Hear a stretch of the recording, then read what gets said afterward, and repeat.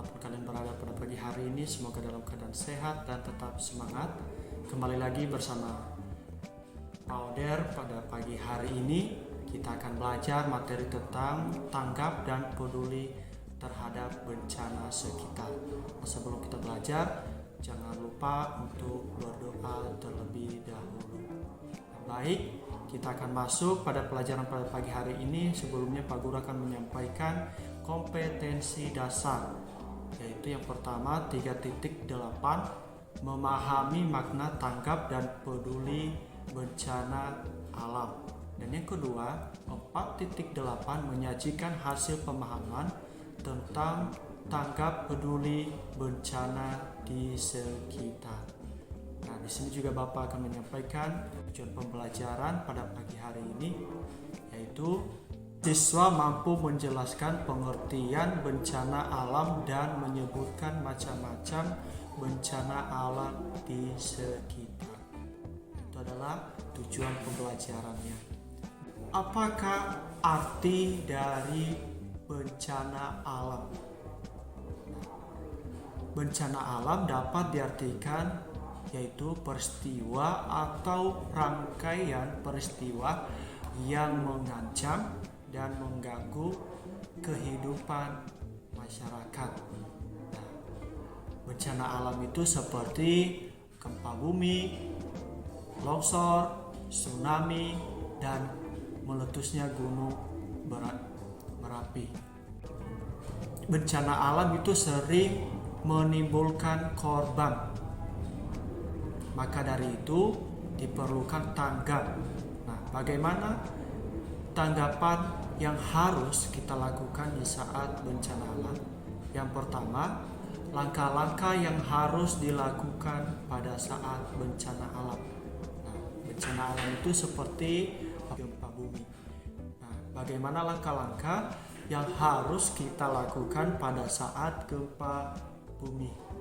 Nah, tindakan yang pertama yaitu yang harus dilakukan jika bencana alam sudah terjadi, yaitu pada saat bencana alam terjadi kita harus melakukan yang pertama yaitu penyelamatan saat terjadi gempa bumi.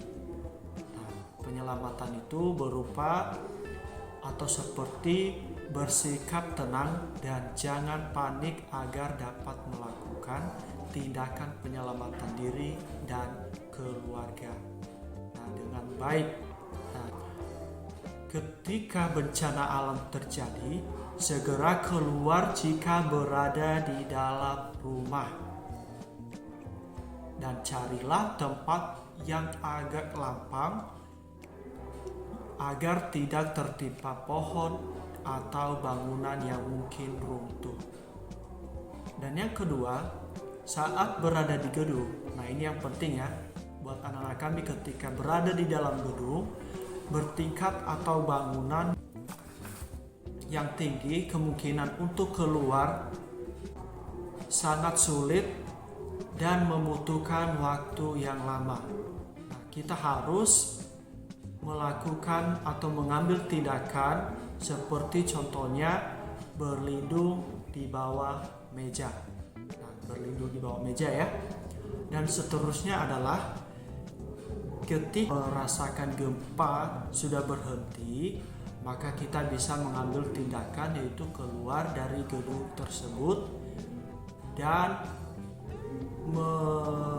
membawa suatu perlengkapan buat menjaga diri kita, seperti contohnya kita membawa tas, maka tas ini bisa kita gunakan sebagai penyelamatan pertama untuk menghindari runtuhan gedung.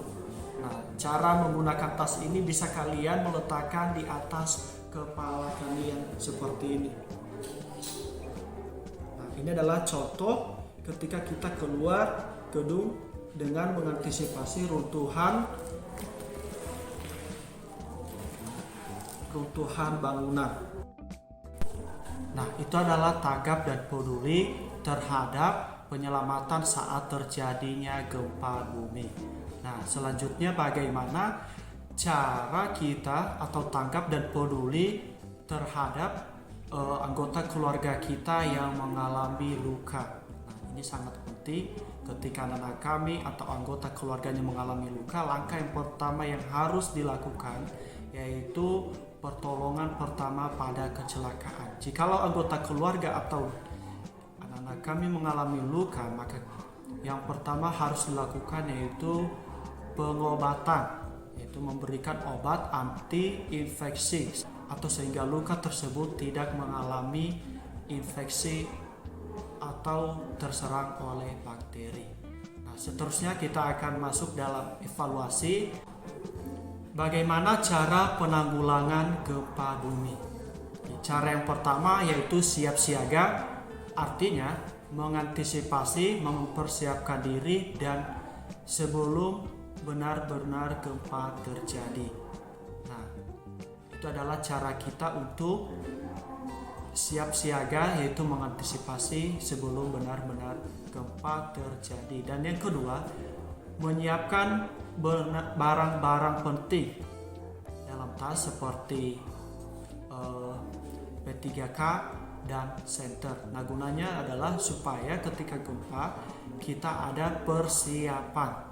Dan kemudian jika terjadi gempa, yang harus dilakukan yaitu tetaplah tenang, jangan panik, dan ikuti langkah-langkah seperti berikut, yaitu berlindung di bawah meja atau perabot lain yang kokoh. Jika tidak ada meja, maka yang harus anak-anak kami lakukan yaitu merunduk dan atau mengambil suatu tas dan melindungi kepala supaya terlindung dari runtuhan bangunan. Nah, seperti itulah contoh yang atau langkah yang harus kita lakukan dalam menyelamatkan diri di saat gempa.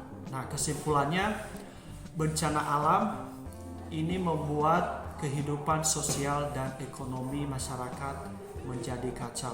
Nah, apalagi jika rumah penduduk mengalami kerusakan yang cukup parah seperti pasar, kantor, sekolah yang mengalami kerusakan dapat mengganggu aktivitas ekonomi dan kegiatan belajar mengajar anak-anak kami.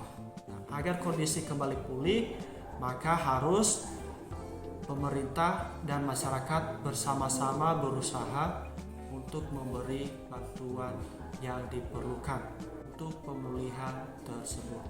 Nah, sampai di sini pembelajaran pada pagi hari ini. Tetap semangat belajarnya dan sampai jumpa di materi selanjutnya. Selamat pagi.